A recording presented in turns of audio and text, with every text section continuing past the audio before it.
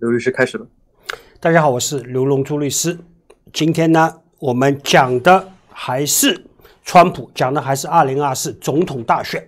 今天呢，我特别有荣幸请到了美国最知名的律师之一，国际关系专家 ，one of the most famous attorneys in America, international relations expert, Attorney Abraham Odebachi, to discuss the upcoming presidential election, to talk about all those issues concerning not just the presidential election, but what happened to former President Donald Trump, to the sitting president Joe Biden and his son Hunter Biden. Mr. Odebachi, please say hi to the audience. Hello, everybody. Hope all is well. Yeah, Abe has been practicing for many years, and he has also been involved in some of the very big legal and political events in this country. So today it will be truly an honor to have Abe to talk to you guys, to discuss those issues. You know why? Because you have been watching me. You have been watching my shows. You have been following me for all those years. I want to do my best to give you the best show ever. That's why I invited Mr. Abraham Odebachi. So, Abe, what do you think? There's a news saying that, Trump's #1 competitor, the governor of Florida, Ron DeSantis, saying that he has dropped out of the presidential race. Well, it doesn't look like that's accurate. In fact, recent articles we've been looking at on the news, it looks like President Trump has been asking the governor of Florida, Ron DeSantis, to drop out. And at many of his rallies and interviews, President Trump has been saying, well, I didn't even have to go to the debate because I'm doing so well on the polls and everybody else is so down there, so far away from me, that it would be a waste of my time to even debate these people. And obviously, President Donald Trump is trying to get rid of competitors, and one of them many have viewed to be Ron DeSantis. But it looks like Ron DeSantis is a fighter, and he has been fighting back against Trump about his statements that he should drop out of the race, and he's telling him vehemently that he will not drop out of the race. So Trump actually did this thing in a typical Trump way. Trump basically is saying that by not debating you, I have debated you, right? Yeah. So I'm not going to dignify the debating. I'm not going to dignify you by debating you. Trump is saying you're not on the same level as me. I'm not going to acknowledge you, right? Because if I debate you, it's a way of saying I acknowledged you as a competitor. Trump said, you know what, I'm not going to even do that. That's right. Yeah. And President Trump, he's said in many interviews that he reads the news vociferously and he follows the polls quite heavily. And when you listen to his interviews, when you listen to his rallies, when he's in front of thousands of people, he always cites the polls. Poll numbers are very important to him, and he thinks that is a very important indicator of who is the real, true contender in this race. And according to him, because he is really high up there on the polls and the other competitors are nowhere near his numbers, therefore it's a waste of his time to sit on the same table with his competitors and really discuss these important issues that we face here today. So right now, there's seems like there's a trend saying that, because of all those legal issues or legal troubles, if you will, Trump, may not go all the way in terms of running for the president. And the second, not only that, they were saying that, for Republicans, seems like there's more and more Republicans that will vote for Ron DeSantis as opposed to Trump. What do you think of that? I mean, definitely it looks like, based on the last debate, based on other news articles about the other Republican contenders, that is an important issue that they've been raising. Well, you know, if President Trump has this many legal problems, would he even be able to run? I mean, there are news articles out there that are talking about certain states. I don't recall, may have been Colorado or Georgia, that was trying to have Trump not run for president based on these current lawsuits and the criminal complaints filed against him.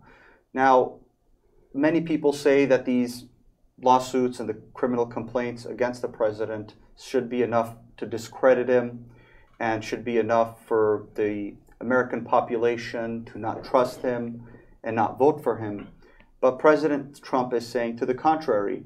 In fact, every time that he's being indicted or every time he's being sued, that his poll numbers keep shooting up. And again, it really goes back to his wholehearted trust on the poll numbers compared to what other of his competitors say.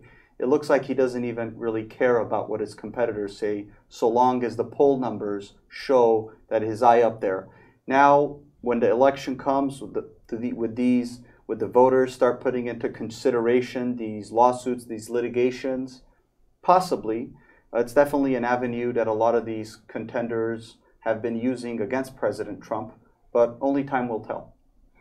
Okay, Trump was saying a few days ago, saying that because of the criminal indictment, he actually raised $7 million in 2 days.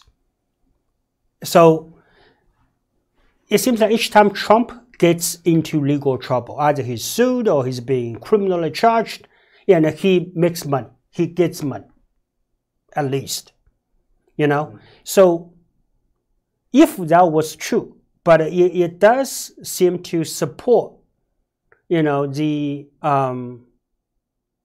direction that, you know, so although Trump keeps on getting into legal trouble, but precisely because of those legal troubles, and Trump actually is gonna get potentially more votes. You know, the sheer fact that he raised $7 million in 2 days, that's a very strong indicator that actually people, because of, you know, the fact that he's being indicted, they think that it was a hoax, it was you know, criminal. It wasn't like a criminal case, but it was more of a political persecution. You know, they wanted to vote for him, that they want to give him money. So by actually suing Trump, by actually filing criminal charges against Trump, you are actually, in a way, you are actually supporting him, because he will get more votes, he will get more money. Yeah. President Trump has a lot of followers, and they're very dedicated to him. They're very loyal to him. And all along, he's been telling his followers that this is what's coming in front of me. I mean, they're going after me for XYZ reason. They're going to indict me for this, and this is what they're trying to do. And the news is this. And every time, obviously, a lawsuit is filed or an indictment's made or a criminal complaint's filed, President Trump obviously goes back to his followers who are very loyal to him and says, well, I was telling you that this is what's going to happen, and this is what they're doing, and this is the reason why they're doing it. So he uses these criminal complaints or the civil lawsuits as a way to legitimize and confirm, provide support to what he was saying in the past.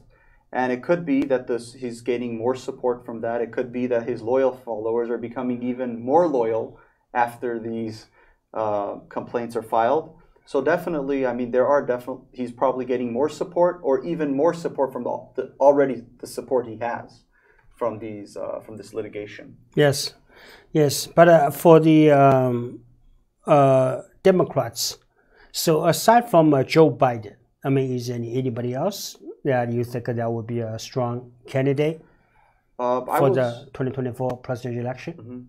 So I was watching a recent interview with our governor, Gavin Newsom. A lot of people are saying our governor here in California should run for office. They say he's a great politician, he speaks well, he's very intelligent, and he would be a great next runner for the Democratic Party for president. But that interview that he made, he was very clear, stating that he won't be running. So far, it does appear that President Biden, he's stated that he's going to run again. He's going to be the next Democratic runner-up for president. But so far, that's what it appears. But the weird thing, though, is that just a few days ago, it seems like the Vice President, Kamala Harris, issued a statement or said something saying that, well, if the president gets sick, if the president becomes incapacitated in any way, and she's ready to step in, like a no shit, like a, you know, I think the only job for the vice president is to step in if something happens to the president. Otherwise, you don't even know, actually in America, we have a vice president, right? So the vice president seems to me is more like a fire extinguisher. You know, if there's a fire and, you know, oh, we need a fire extinguisher to extinguish the fire. Otherwise, you don't even realize, or you're not even aware that there's such a thing. Yeah, I mean, obviously that is one of her duties as vice president. But when she ran against President Biden at the last election, she didn't win. President Biden won. And then he chose her as the vice president. Now, I'm not sure if she's going to try that again. I don't think she will succeed the second time. She's been pretty down low as vice president. You've seen her go to Europe and some other countries, but she's been pretty down low so far. So I'm not sure if she'll go against and run against the president and for the Democratic Party nominee. Okay. Do you think that within the party, within the Democratic Party, if there's already a decision being made, if Mr. President Joe Biden, you know, gets ill, you know, considering his not only his senior age, right, but it seems like he talks nonsense, like he's losing his mind, like literally, you know, almost he has lost his mind on multiple occasions, you know. So to be frank, it does not seems like the president is fit to be the president, you know, to run this country. You know, what do you think? I mean, if he's obviously, there are many statements. Yeah, they say he's not fit. He's not able to walk properly. He's not able to speak clearly. He says the wrong words, misstates, reads incorrectly from teleprompter, etc. But when asked if he's going to run for president, he stated that he is. And I don't see any other, you know, we don't see the same amount of contention you see on the Republican Party side compared to the Democratic Party side. It seems like the Republican Party side, there's a really strong fight about who is going to be the next person to run for the Republican Party. But on the Democratic Party side, I mean, when you look at the news feed, it's not as busy because it looks like everybody's put their support behind him, regardless of all these opinions or about President Biden's abilities and capacities and all that. Yeah, so I'm just thinking out loud that because of the legal trouble Hunter Biden is in, because initially I believe that his attorney on his behalf reached a settlement agreement, you know, with the DOJ, with the Department of Justice. So I guess the essential terms are that he pleads to a couple of rather minor offenses, federal offenses like tax evasion, what have you. He actually doesn't have to do jail time. You know, there's some fines, there's some community service, but they're more like a just slap on the hand. You know, they're not like a serious punishment, you know, for the alleged crimes he committed. But I think that that settlement agreement was rejected by the federal court judge. But right now, the DOJ, the special prosecutor, has charged Hunter Biden with additional federal crimes, you know, including illegal possession of firearms. So it feels to me that the president has to stick it out. He has to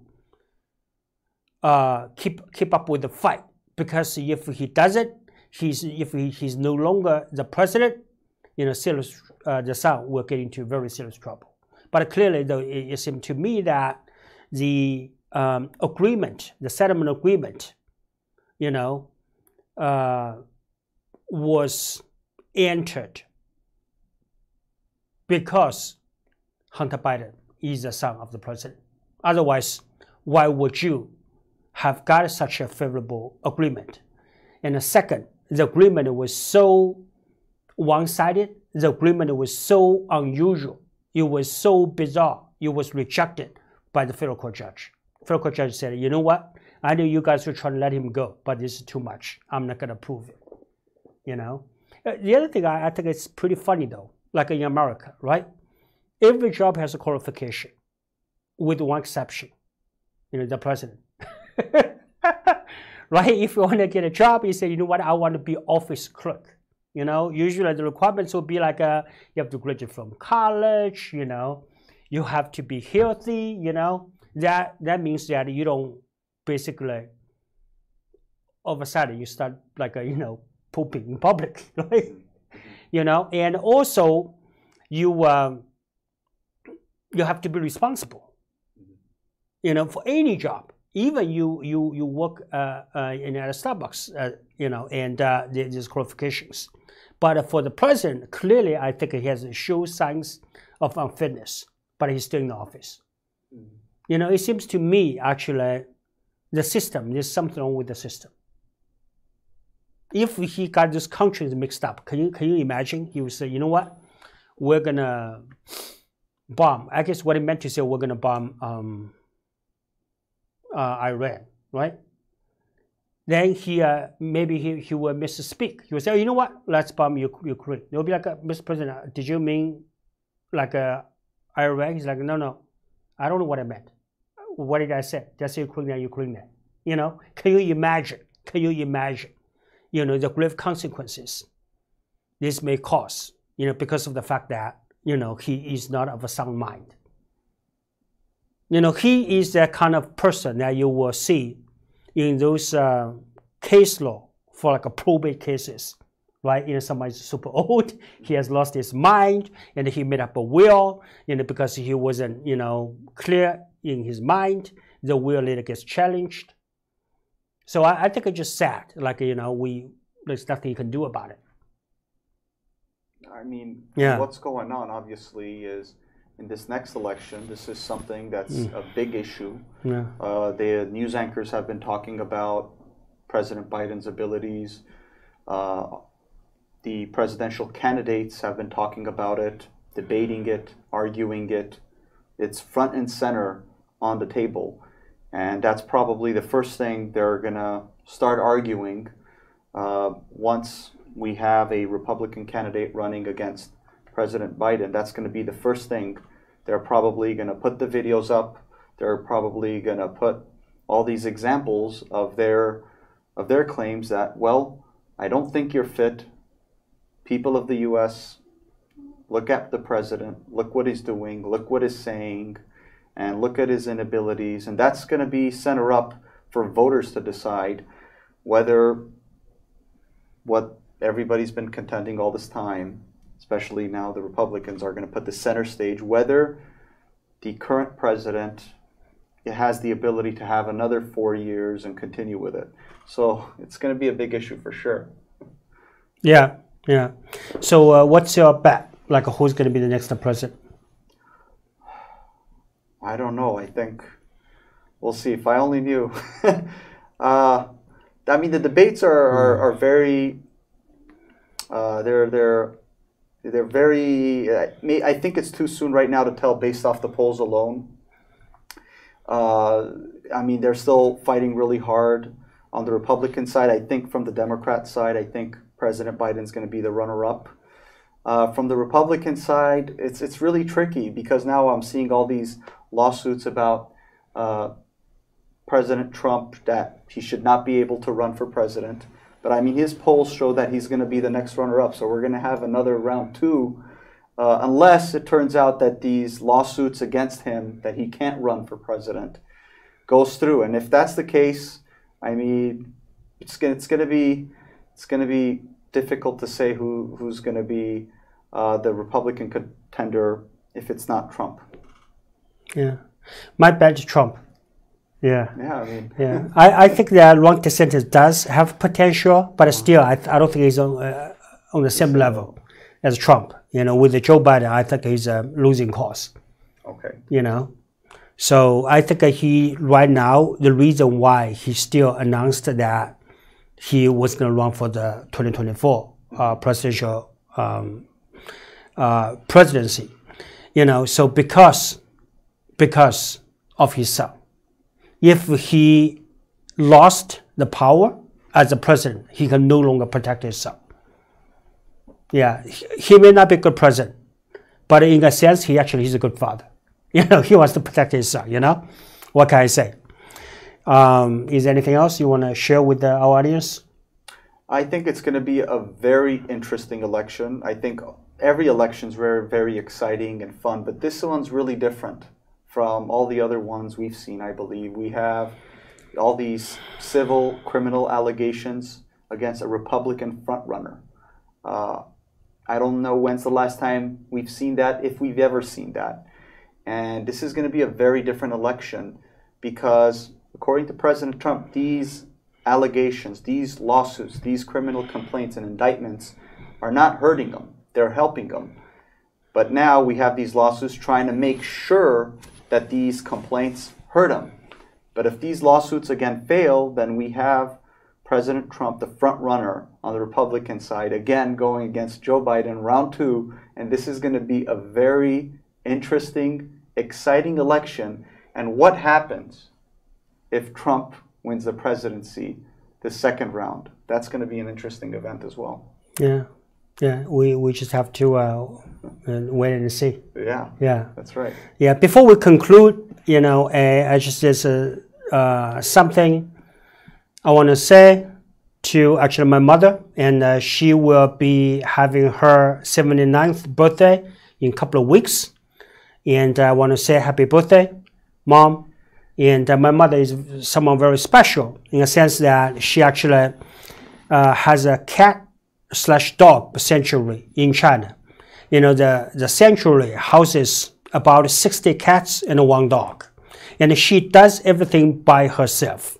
You know, each time she can never stay in America for too long because she needs to go back to China to tend to her cats and their 1 dog. So she has such a big heart, and people always say that, oh, Attorney Liu, you know, you're so strong, you're so powerful, you know, how did you get that? It's very simple. I have a great mother. She has such a huge heart. I just follow whatever she does. Yeah, so that will be it for today's show. Yeah.